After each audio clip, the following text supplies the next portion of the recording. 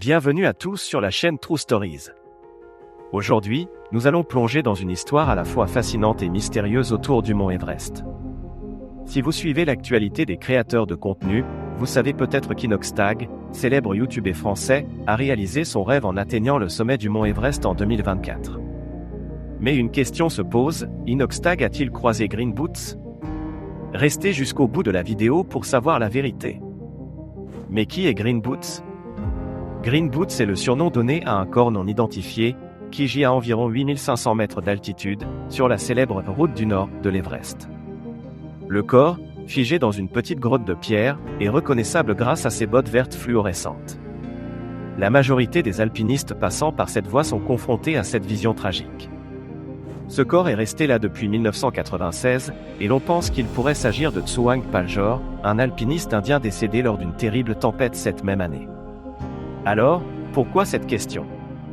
Inoxtag a-t-il réellement croisé Green Boots pendant son ascension?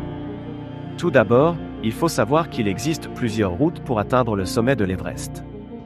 Inoxtag a gravi la montagne par la face sud, en passant par le Népal. La plupart des ascensions modernes se font par cette voie, car elle est souvent considérée comme légèrement plus accessible et mieux équipée. Cependant, Green Boots se trouve sur la route nord, accessible par le Tibet. C'est un chemin plus difficile et souvent emprunté par des alpinistes aguerris cherchant à éviter la foule. Cela signifie que Inoxtag n'a probablement pas croisé Green Boots, puisqu'il n'a pas emprunté la route nord du Tibet. Mais cela n'enlève rien à l'intérêt que cette légende suscite autour de l'Everest.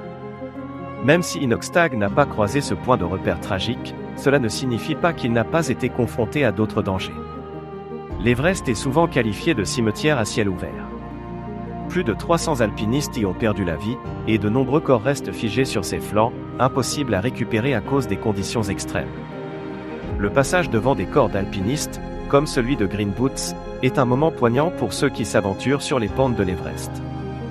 Cela rappelle à chaque grimpeur, qu'il soit un professionnel ou une personnalité comme Inoxtag, que la montagne ne pardonne pas. Chaque pas doit être calculé, chaque décision doit être mûrement réfléchie, car la moindre erreur peut être fatale. Alors, qu'en pensez-vous? Est-ce que vous pensez que l'expérience d'Inoxtag aurait été différente s'il avait pris la route nord et croisé cette légende tragique? Dites-moi ce que vous en pensez dans les commentaires. Merci d'avoir regardé cette vidéo. Si cette histoire vous a intéressé, n'oubliez pas de mettre un petit pouce bleu et de vous abonner à la chaîne. À bientôt pour de nouvelles aventures à travers le monde des sommets et des légendes.